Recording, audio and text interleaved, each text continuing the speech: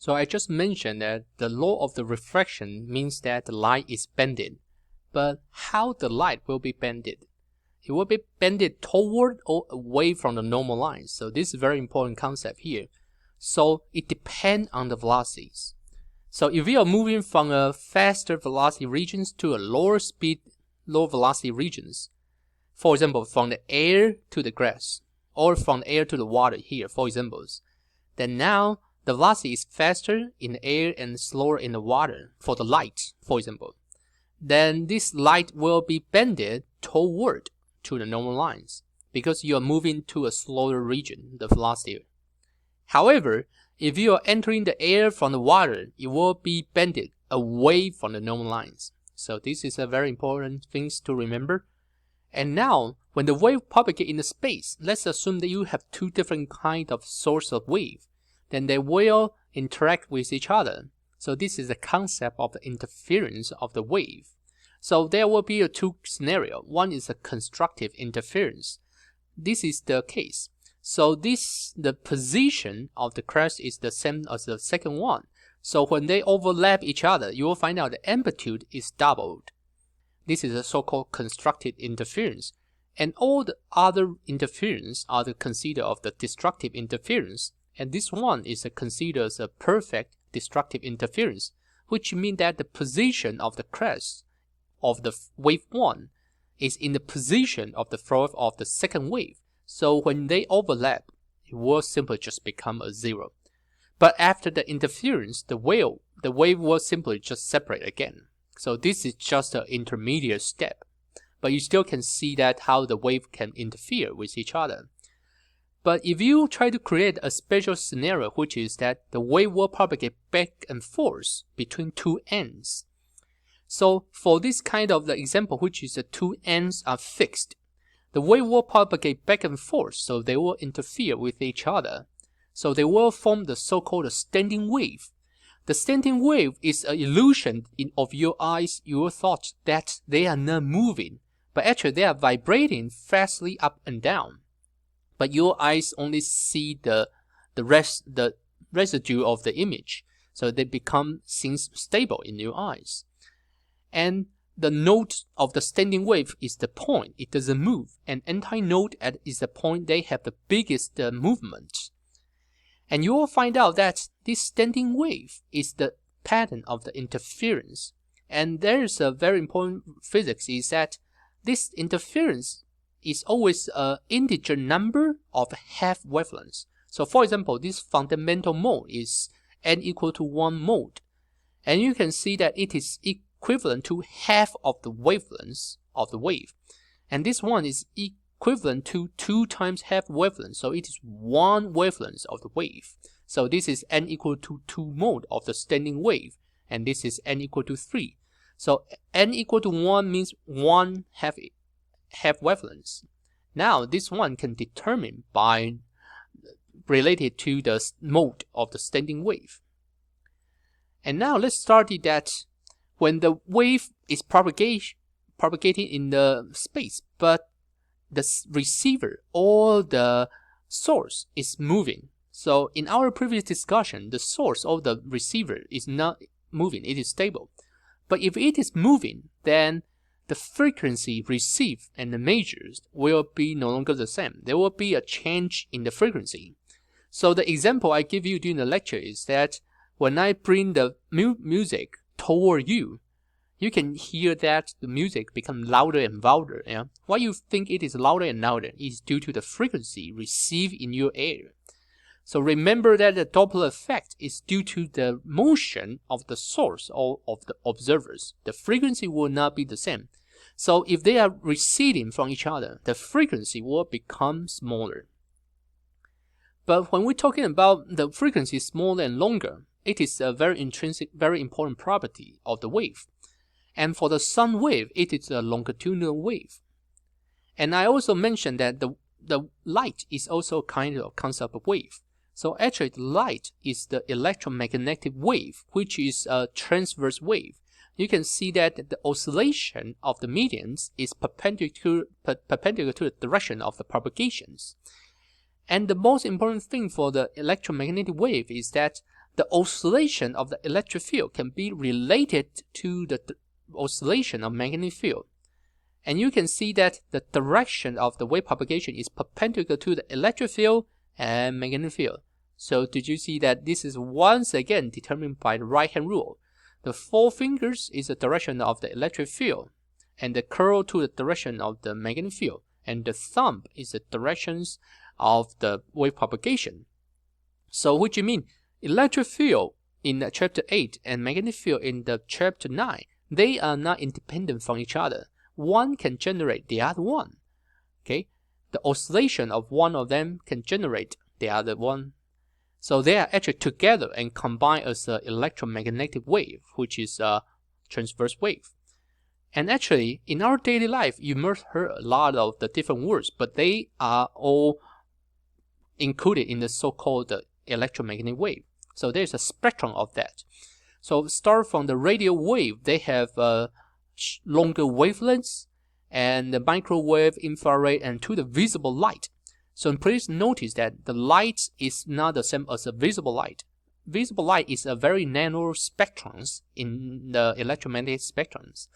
And when the wavelengths become shorter and shorter, means the frequency become higher and higher, then we goes to the X-ray and gamma ray. And you can see that we have many different kind of application in our daily life, depending on the wavelengths or the frequency. So the relation between the wavelengths and the frequency, once again, is that the speed of light, c, is equivalent to the f, the frequency, multiplied by the lambda, the wavelengths. Okay, and no matter which one of them, they all belongs to the electromagnetic wave. Also, electromagnetic wave means the light. So this is a very important concept. So now let's try to focus on the visible light only. So we know that even the visible light in these spectrums, it is composed of the continuous and the different kind of wavelengths or the frequency of the light. So actually, the light is made of 3 different kind of color: red, orange, yellow, green, blue, indigo, and violet. So red is the one with the longest wavelengths, and the violet is the one with the shortest wavelengths. And the color is combination of them. However, when we try to observe or describe the color of the object, it really depends on what kind of light is reflected by the surface. Okay, so which means the color itself, this concept is illusions. So the surface of the tomato looks red to you is because when the light from the sun interacts with the surface of tomato, the rest of the light will be absorbed and only the red light will be reflected. So therefore, now this is the only frequency of the light entering into your eyes. So the tomato looks red to you. And actually, this concept is related to the combination of the colors. And the left one here is for the light. If you try to separate the light into the different component, you'll find out it is made of the red, blue, and the green. So if you combine red, green, and blue together, you will produce a white light. However, there's a secondary combination here. It is related to the pen color. So if you try to combine the yellow, cyan, it becomes the green. So this is the one for the color, and this is for the painting color. Okay, so remember to use them appropriately when you try to study the combination of the color, what will be brought out. And finally, the electromagnetic wave as a wave, when they propagate, there's a so-called concept of polarization. What is a polarization? It means it is the direction of the oscillation of the electric field.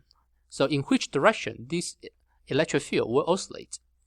But eventually, if you can produce an unpolarized light, which means the electromagnetic field is oscillate randomly to all the directions. When they're passing through the filter here, then they will be, this unpolarized beam can be composed of the component parallel to the filters and component perpendicular to the filters. Okay, so when they're passing through the filter, only the component which is parallel to the filter can passing through. And this is the way how you bring the unpolarized light into the polarized light. But apparently, if you put the second filter, which is still parallel to the first one, then you still can have wave propagation throughs. However, if you put the second filter here, which is perpendicular to the direction of the first filter, you will find out eventually no light can passing through. So this is a concept of the filter as a polarizers, but it is related to the polarization of the light, the EM wave. Now let's go to the chapter 12. So we know that all the material we use in our daily life is made of the different kind of elements. But what is the elements? It is a material made of only one kind of atoms. So for example, gold is made of only one Au atoms, and the nitrogen gas is made of nitrogens, and the carbon is on the pencil here, the top here is only made of the carbon atoms. So this is the concept of the elements.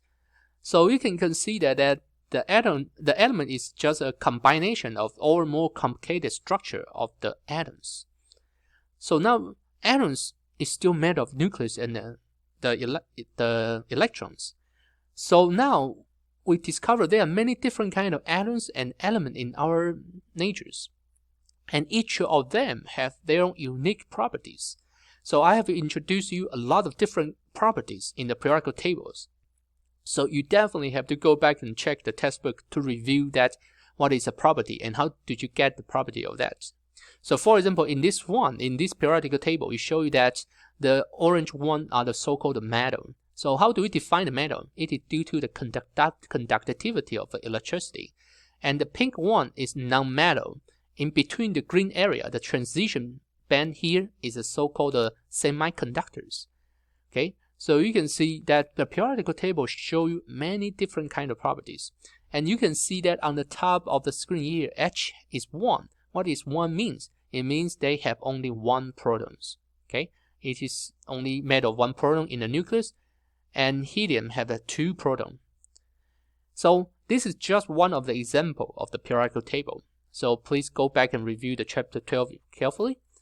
Now we find out that each element in the periodical table can be identified by a spectrum, and this spectrum is not continuous, it is discrete spectrums. And separate the component, for example, the sodium, the copper have different kind of spectrum. So why this spectrum is generated? It is actually considered as a fingerprint for all the separate element here. They all have different kind of spectrum. So intrinsically, this spectrum discrete line is produced by the so-called jumping of the electrons in the atoms. So what happens is that when you have the light comes in, so you can try to quantize the light as a photon. So photon will give all the energy to the electrons. Electron will be excited and jump to different energy levels of the surrounding around the nucleus. So this electron will jump to another energy level, but however, they will jump back to the low energy level again and then release the energy. And this energy release will be emitted as a light again. So intrinsically, individual, every single line here is due to the jumping back and forth of different energy levels in the atoms due to the energy level there. So once again, the electron plays an important role to explain the spectrums, the fingerprints produced for each of the elements. So therefore, we introduce you the concept of the Shell's model to understand the periodical tables.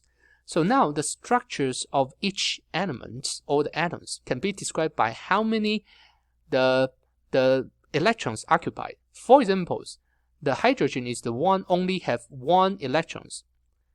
And for the helium, they have the 2 electrons in the inner orbit. However, for the third one, lithium has 3 electrons. So they have 2 electrons in the first layer, and the third one will be in the second layer energy levels. So now, actually, you can use the distribution of an electron to understand the periodical table distribution. So you can see that electron plays a so crucial role to understand the periodical table, and it determines the physical and chemistry property of the elements.